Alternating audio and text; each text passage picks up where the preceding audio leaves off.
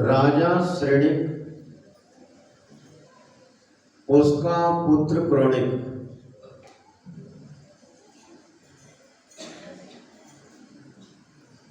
राजा श्रेणिक का पुत्र क्रोणिक इसने अपने पिता श्रेणिक को कैद खाने में डाल दिया।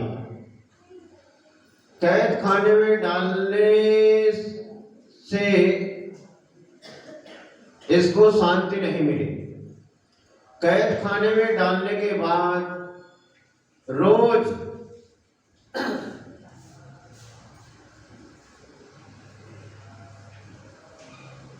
क्रोणिक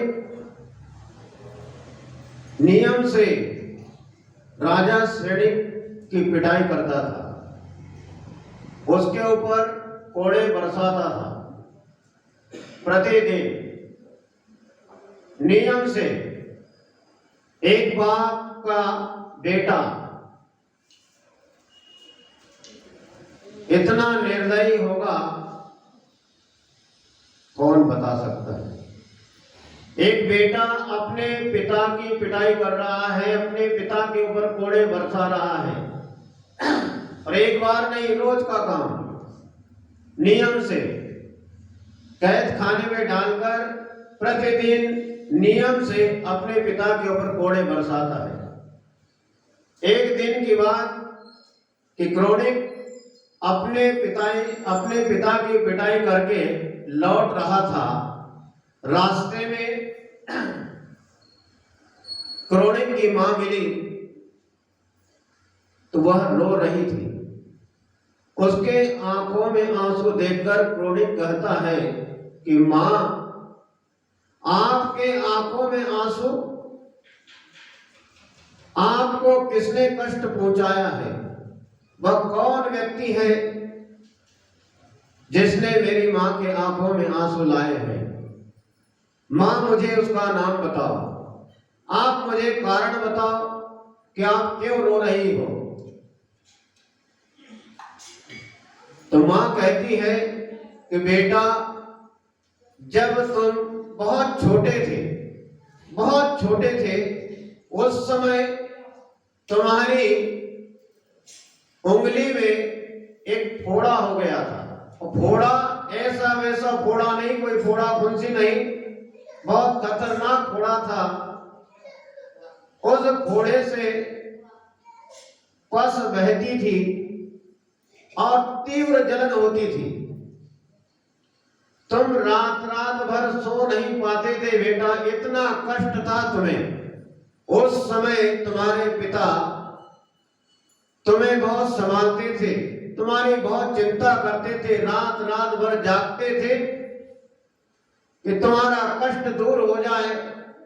लेकिन तुम्हारे उंगली में जो फोड़ा हुआ था उसमें इतनी तीव्र जलन थी कि वो शांत नहीं होती थी और तुम रोते रहते थे।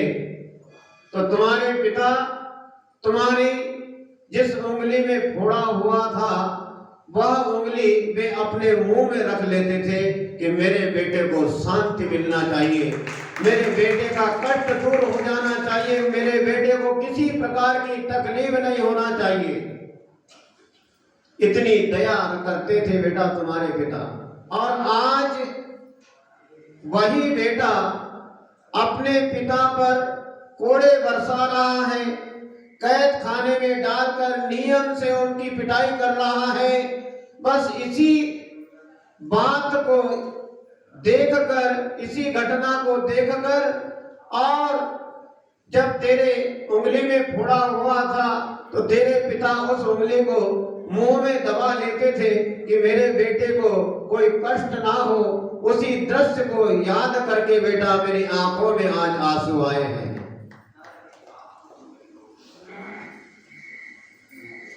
क्रोणिक को मां की बात सुनकर बहुत पश्चाताप हुआ।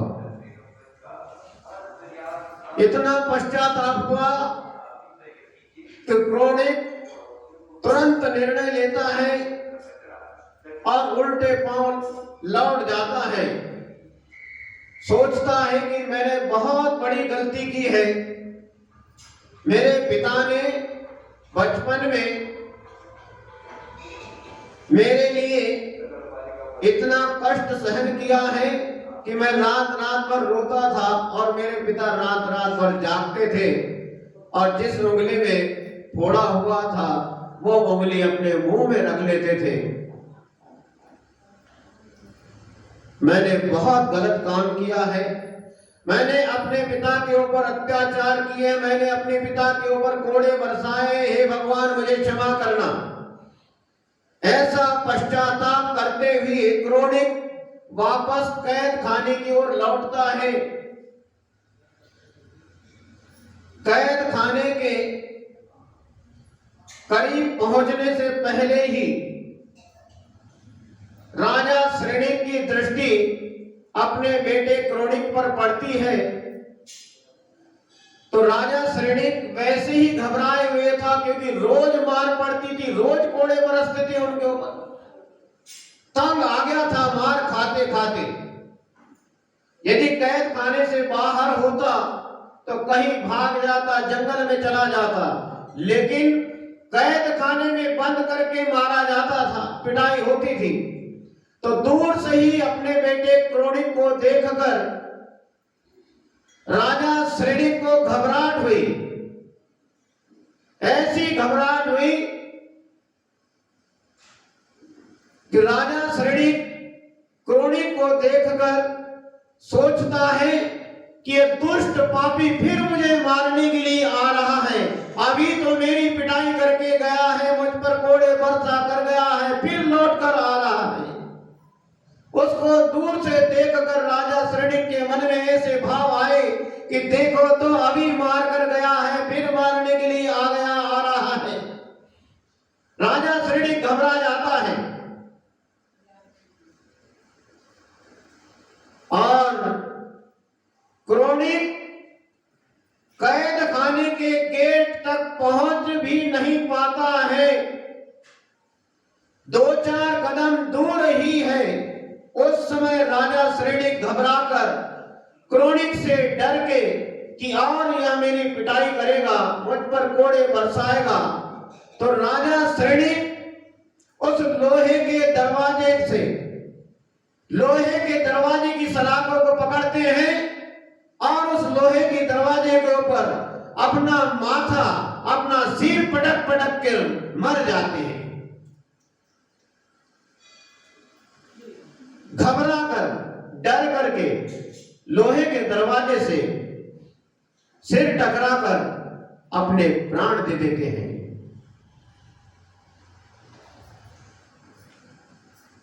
तो राजा श्रेणिक ने ऐसा क्यों किया, प्रश्न है। राजा श्रेणिक सम्यक दृष्टि था या मिथ्या दृष्टि है? कौन था बताओ? हाँ, गुनगुनाने से काम नहीं चलेगा, बोलो। सम्यक दृष्टि को भय नहीं होता है, सम्यक दृष्टि को डर नहीं होता है। तो फिर सम्यक दृष्टि को किसी से भय नहीं होता है, किसी से डर नहीं होता है। और राजा श्रेणिक ने डर के अपना सिर फोड़कर मृत्यु को प्राप्त हो गए।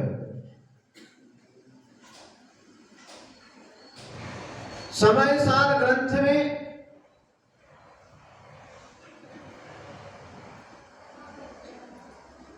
एक गाथा है, सम्मा दिट्ठी जीवा निशंका होती निर्भया तेण, सत्य भय विपुमुक्का जम्मा तम्मा दो निशंका।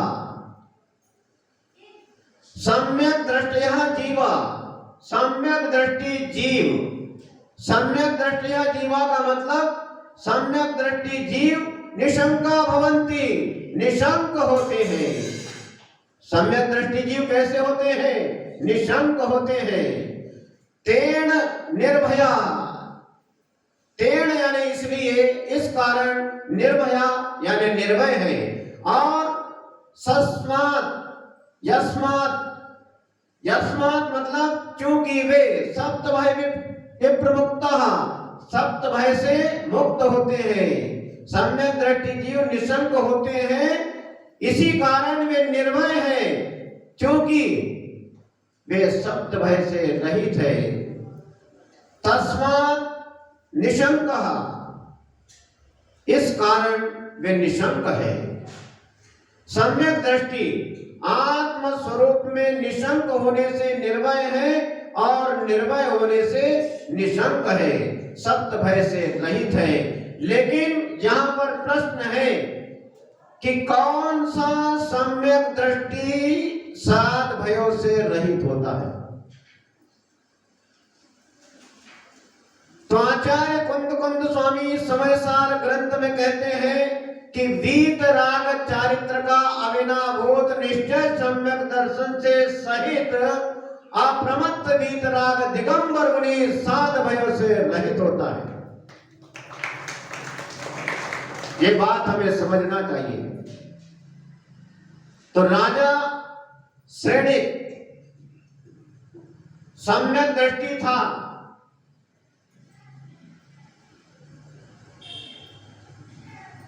या मिथ्या दृष्टि?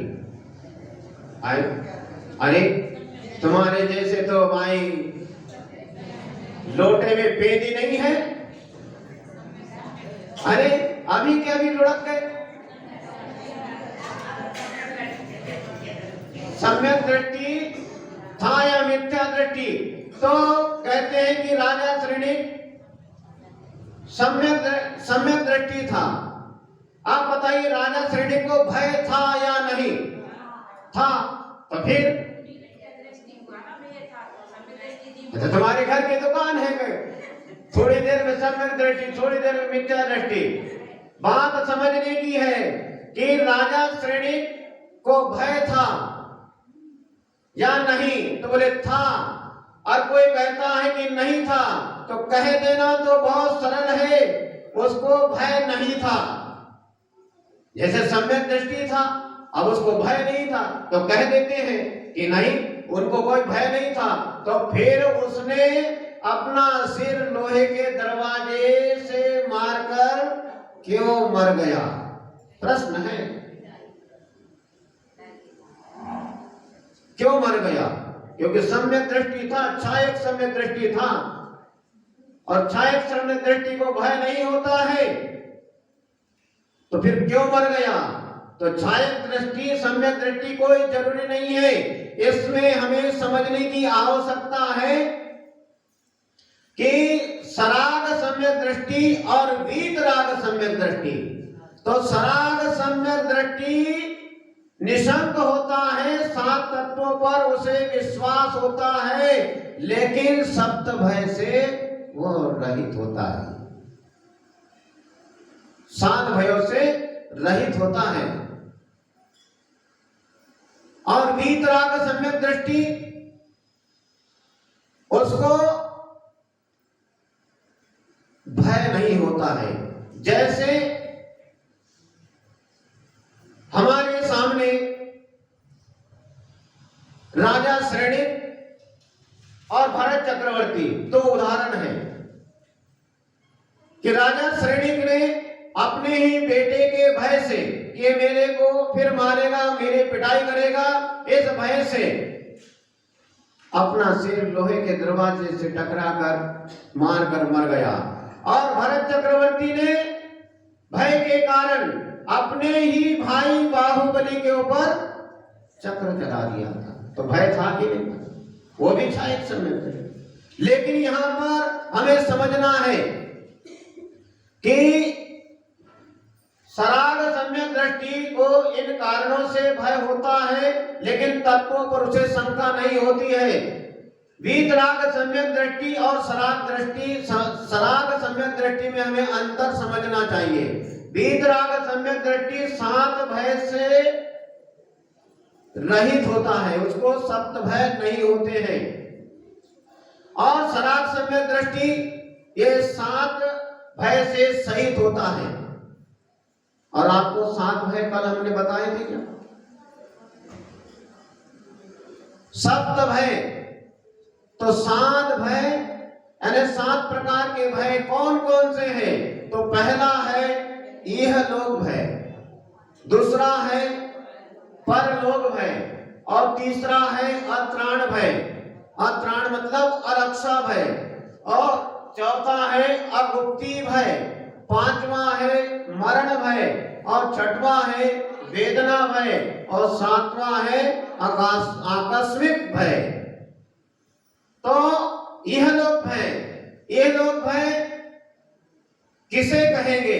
तो कहते हैं कि मेरे इष्ट पदार्थ का वियोग न हो जाए और अनिष्ट पदार्थ का संयोग न हो जाए, इस प्रकार इस जन्म में क्रंदन करने को यह लोक भय कहते हैं। इसका वियोग न हो जाए, ऐसा उसके अंदर भय रहता है। कोई मेरा इष्ट मित्र, कोई मेरा इष्ट जन, उसका वियोग न हो जाए, और कोई अनिष्ट पदार्थ है जो हमें पसंद नहीं है, उसका संयोग न हो जाए। इस प्रकार इस जन्म में क्रंदन करने को यह लोक भय कहते हैं। और परलोक भय की बात है, यदि स्वर्ग में जन्म हो तो अच्छा है।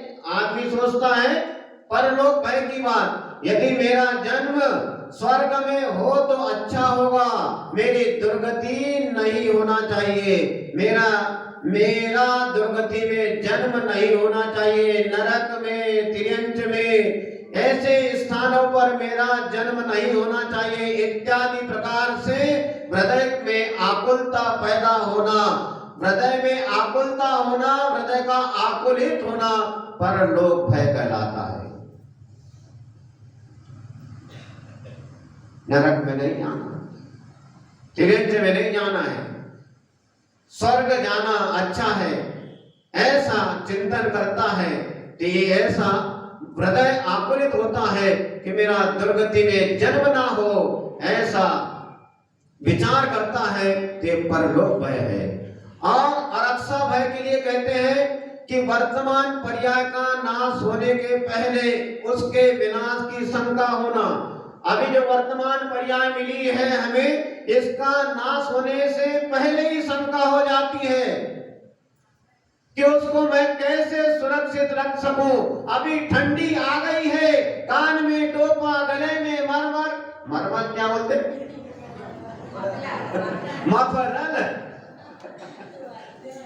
मफरल, पैर में जूतों के साथ साथ में मोजे, वाह मेरे मोजे, और अंदर बाहर, आजकल तो इनर चिनर मिनर, अंदर भी पहने, बाहर भी पहने, ऊपर से और पेंट शर्ट भी पहन लिए, और जब गाड़ी से चले तो नाक के ऊपर पट्टी भी बांध ली, हाथ में ग्लोव क्या वो भी पहन लिए। इतना मतलब कि नहीं भाई, ये शरीर है, जान है तो जहान है, मफरल बांध ले भाई, स्वेटर पहन ले, इतना इंतजाम कि वर्तमान पर्याय का नाश नहीं होना चाहिए, इसका विनाश नहीं होना चाहिए, ऐसी शंका होती है। उसको सुरक्षित रखने की भावना बस कहीं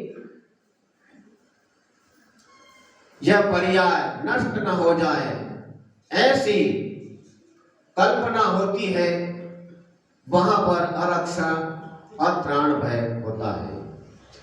और अगुप्ती भय, जिसमें किसी का प्रवेश नहीं हो, ऐसे गढ़, दुर्ग, किले, जिसके अंदर गढ़, जैसे आपने देखा बहुत से गांव में, आपके यहाँ पर भी किला होगा कहीं, तो वो ऊंचाई पर ही होता है पहाड़ के ऊपर, कि कोई चोर डाकू आ जाए तो ऊपर से देख लेते हैं सैनिक। तो ऐसी जगह सुरक्षित स्थान जैसे गढ़ है, दुर्ग, किला आदि का नाम गुप्ती है, उसमें यह प्राणी निर्भय होकर रहता है। किले आपने देखे जिसमें ऐसी फट रहती है, जिसमें सैनिक, हमने सोचा ये ऐसा क्यों बना है, तो पता लगा कि उसमें सैनिक लोग बंदूक ताने रहते हैं, जैसे कोई चोर डाकू आ जाए तो ऊपर से बंदूक चला दे, गोला बारूद चला दे। तो ऐसे सुरक्षित जगह पर वह निर्भय होकर रहता है। जो गुप्त प्रदेश में न हो उसको अगुप्ती कहते हैं। यहाँ बैठने से जीव को जो भय उत्पन्न होता है उसको अगुप्ती भय कहते हैं। और मरण का भय कि मैं जीवित रहूं, कभी मेरा मरण ना हो। कोई है ऐसा व्यक्ति? ऐसी बात करते महाराज सुबह सुबह, वैसी तो ठंडी पड़ रही है। कोई भी व्यक्ति हो मरना नहीं चाहता है तो वो सोचता है कि मैं जीवित रहूं, मेरा मरण ना हो और दय योग से कभी मृत्यु ना हो। इस प्रकार शरीर के नाश के विषय में जो चिंता होती है उसे मरण भय कहते हैं। पागल से पागल व्यक्ति को भी कहो, जैसे कोई पागल होता है उसको छत पे ले जाके खड़ा करो और उसको आप थोड़ा सा ऐसा कूद जाओ, कूदे ऐसे कूदे, उसका पागलपन समझ में आ जाता तुम कितने पागल हो। वो छत से नीचे नहीं कूदता, पीछे हटता है। तो ऐसे मरण का भय होता है। तो मैं जीवित रहूं, मेरा मरण ना हो, मेरे शरीर का नाश ना हो, ऐसी चिंता होती है तो उसे मरण भय कहते हैं। और वेदना भय, मैं निरोग हो जाऊं, यदि कोई बीमारी आ गई है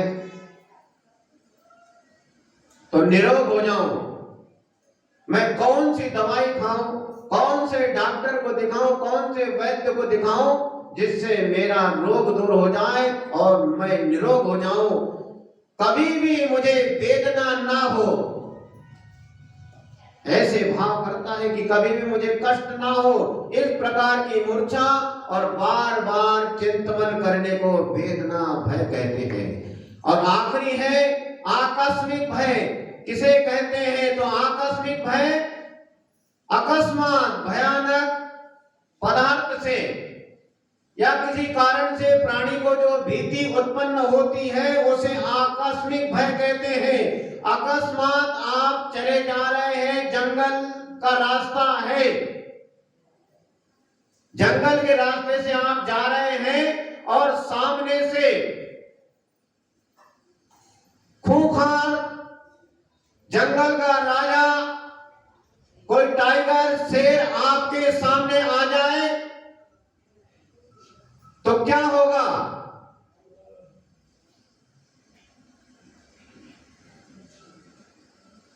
सामने से शेर आ जाए तो क्या होगा?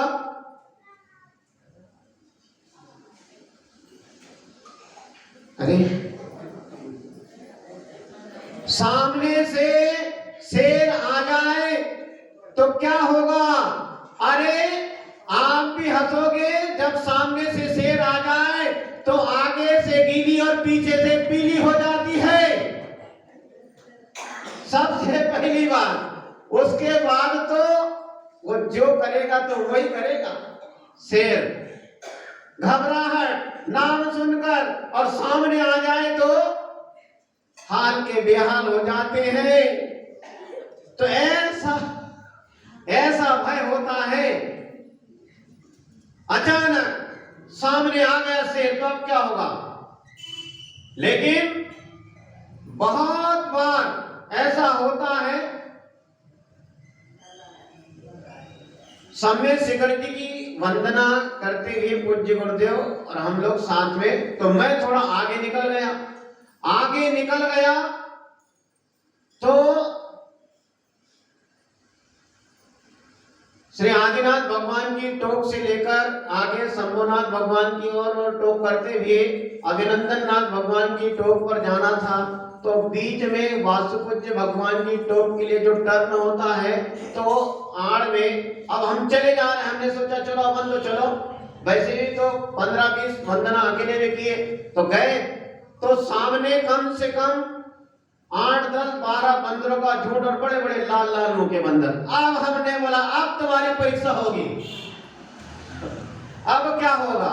अब हम तो घबराए और वो बंदर भी ऐसे बैठे, 2 इधर 3 उधर 4 इधर रोड में, ऐसे एक तरफ नहीं थे और उनके बीच से अपने को जाना है। अब सोचो क्या होगा? अब तुम्हारी परीक्षा होगी। तो उस समय अब हमने लगाई दम, अब है तुम्हारी परीक्षा का समय, अब तुम्हारी परीक्षा तुम स्वयं करो। अब हमने लगाया दम और निकले उन बंदरों के बीच में से, लेकिन किस्मत से उन बंदरों ने हमारे साथ कुछ भी नहीं किया। हमने बहुत प्रसन्नता हुई, वाह, सीधे निकल गए। लेकिन ये कभी कभार होता है ऐसा। लेकिन वीतराग सम्यक दर्शन प्राप्त करने के लिए बहुत कठिनाई, बहुत तपस्या की आवश्यकता है। मन में निश्चय, दृढ़ता की आवश्यकता है। जैसे कोई रोग आ गया है, बीमारी आई, तो ये कब दूर होगी इसकी चिंता छोड़ो। ये मेहमान है, ये आए हैं, आपने ही इसे बुलाया है, अब रहने दो। आए हैं तो खाएंगे, पिएंगे, नाश्ता करेंगे, भोजन करेंगे, जब उनको जाना होगा तो जाएंगे। तुम भगा कर क्या करोगे? अपना अपना समय है। तो ऐसी सात भयों की स्थिति, तो यहां पर हमें समझना है कि सराग सम्यक दृष्टि और वीतराग सम्यक दृष्टि में अंतर। तो सराग सम्यक दृष्टि को भय होता है और वीतराग सम्यक दृष्टि को भय नहीं होता है। एक गाय निकलती है आहार के लिए, तो महाराज कहते भाई साहब पहले उसको गाय को संभालो। क्यों भाई साहब? अब वो गाय को भी धन्यवाद देना चाहिए कि अब वो उसके बाजू से निकल जाओ तो शांत खड़े रहती है। अब शांत खड़े रहती है। अब नंबर है चुल्लट जी का, उनको अभी भी वो छोड़ती नहीं है।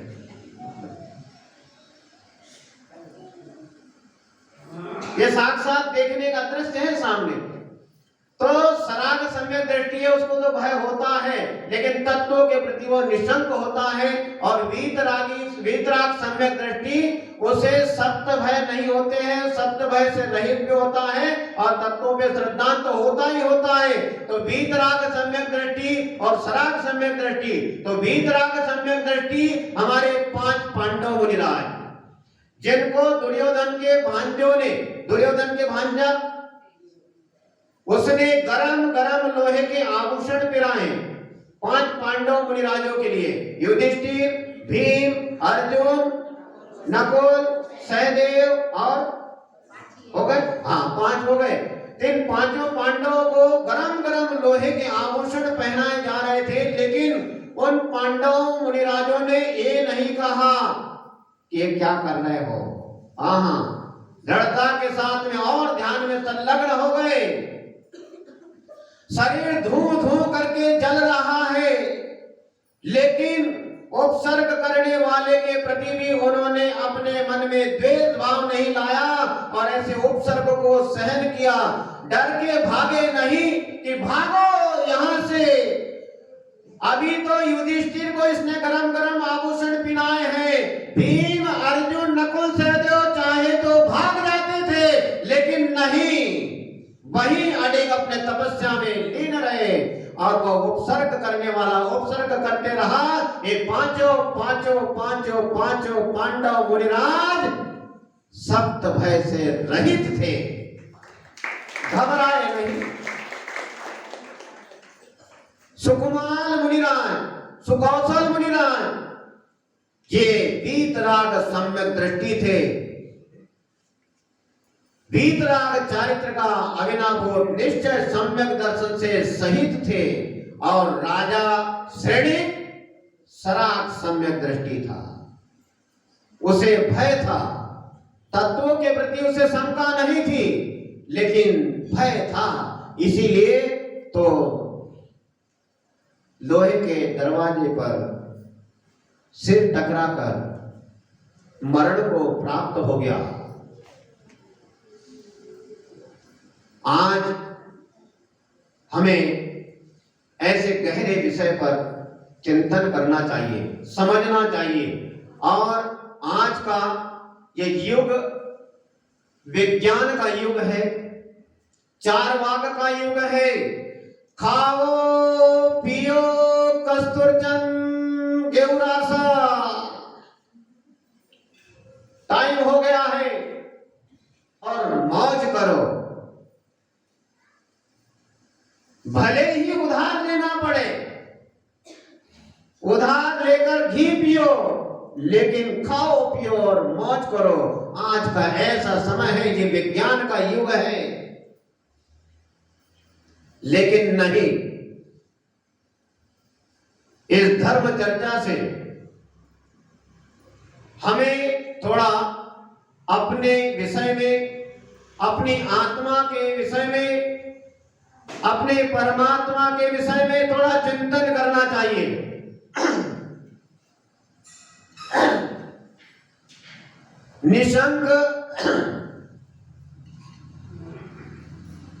निशंकितंग इस विषय में लगातार हो सकता है 6-7 दिन हो गए होंगे सुनते सुनते। ना सुनाने वाला थकता है, ना सुनने वाला थकता है। चलने तो बढ़िया विषय।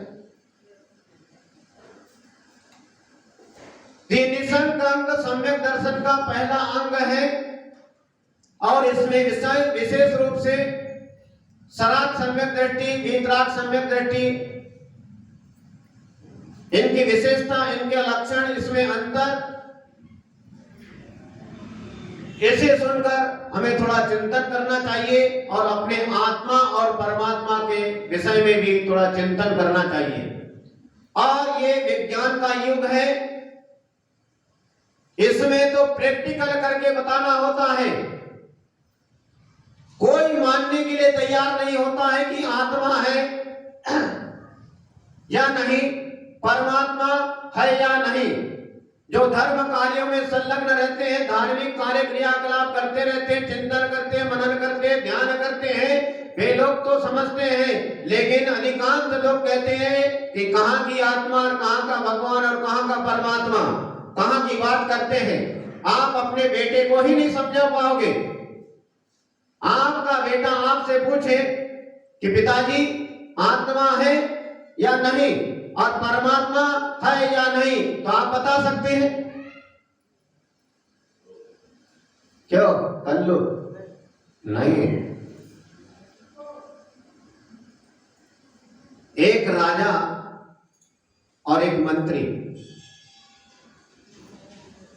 और भी मंत्रीगण, सभासद आपस में हमेशा चर्चा चलती है और राजा हमेशा हमेशा एक ही प्रश्न करता था कि आत्मा है या नहीं, परमात्मा है या नहीं। अब कोई कब तक सुनते रहेगा? जब चाहे तब राजा का प्रश्न, आत्मा है या नहीं, परमात्मा है या नहीं, बताओ। अब राजा तो राजा होता है, सभी लोग हाथ जोड़ के खड़े हैं, मंत्री संतरी सभी लोग। एक दिन राजा और मंत्री सैर करने के लिए घोड़े पर निकले। राजा अपने घोड़े के ऊपर, मंत्री अपने घोड़े के ऊपर। अब दोनों सैर के लिए निकले सुबह सुबह, तो राजा को फिर हबक छुटी।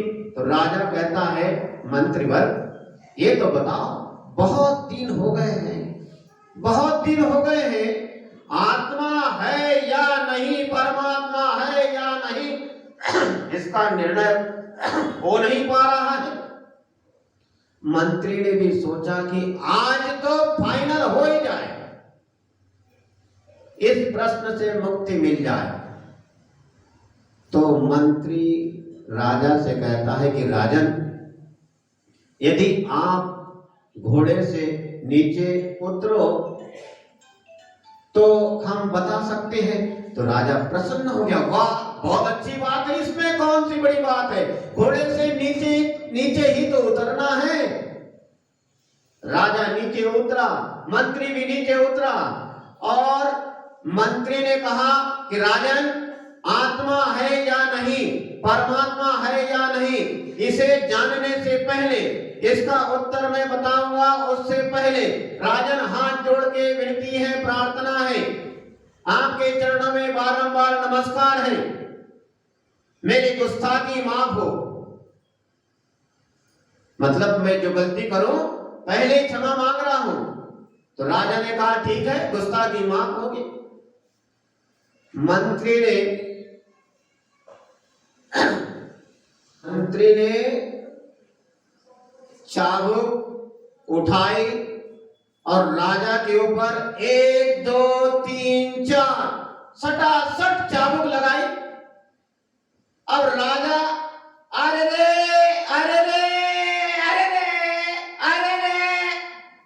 राजा चिल्ला, बोले अरे रे अरे रे अरे रे। मंत्री ने और 2-4 चाबुक लगाई तो राजा ने सोचा पता नहीं कितनी मारेगा ये। तो राजा ने इधर उधर देखा, बचाओ बचाओ बचाओ। राजा चिल्लाने लगा। मंत्री ने हाथ रोक लिया।